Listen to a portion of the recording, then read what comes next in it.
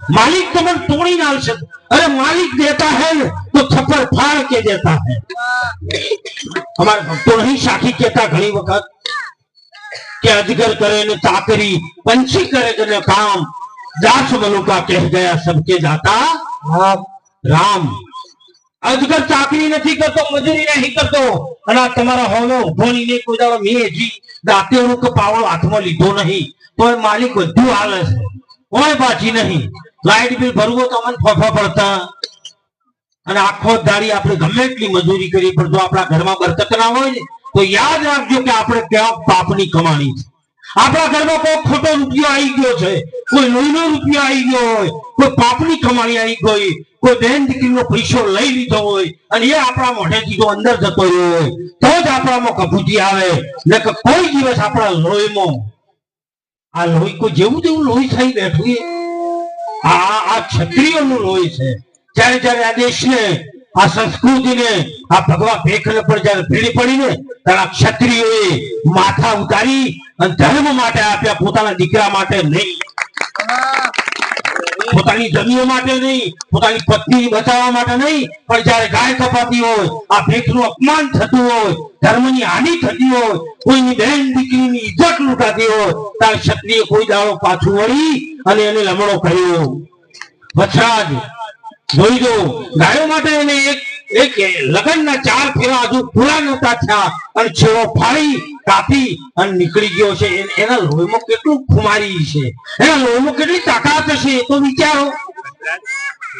અને આપણે બેઠા બેઠા વિમલ 135 ના મસાલા ખાઈ ફાકડા મારતા હોઈએ, શું આપણા લોહીમાં ખુમારી રહે?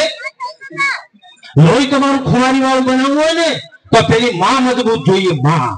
અને જેની માં સાબુત હોય ને એના પેટ શિવાજીએ પાકી, એના પેટ વછરાજે પાકી, અને એના પેટ આવા સંતો પણ પાકે હો, અને માં વાળા માઠું પાકે। સંત પકવાડો હોય ને તો એની માં જોઈએ।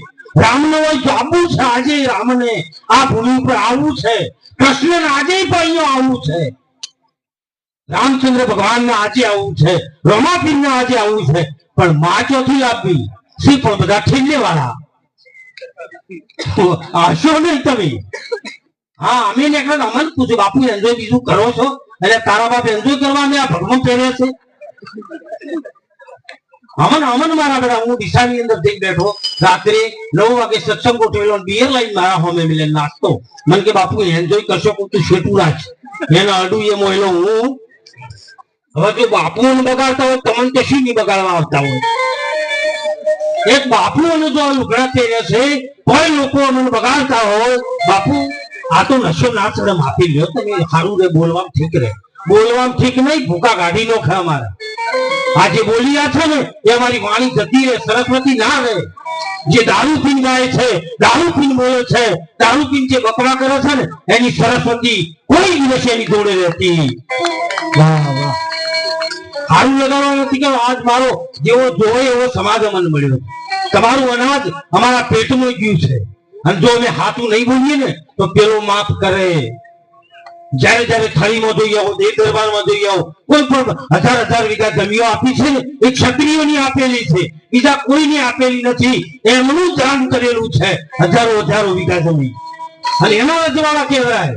આજે એ જગ્યાઓના મોટા મોટા નામ છે, બાકી પેલા ઘેર પૂછવા જાય કઈ રૂપિયા ના હાલતો હોય, મહારાજ ને 10 રૂપિયા પગે ના મિલતો હોય, એ તમને 100 વીઘા જમીન હાલે એ ના હાલી કે ભેગા ભેગા કામ નથી। અને એના માટે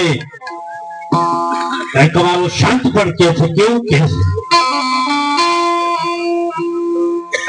આમ કા કરો તમે, આમ કા કરો, આમ શું કરો રે તમે, આમ શું કરો, અરે ભૂલ્યા હરી બધો કોઈ તો ભરો।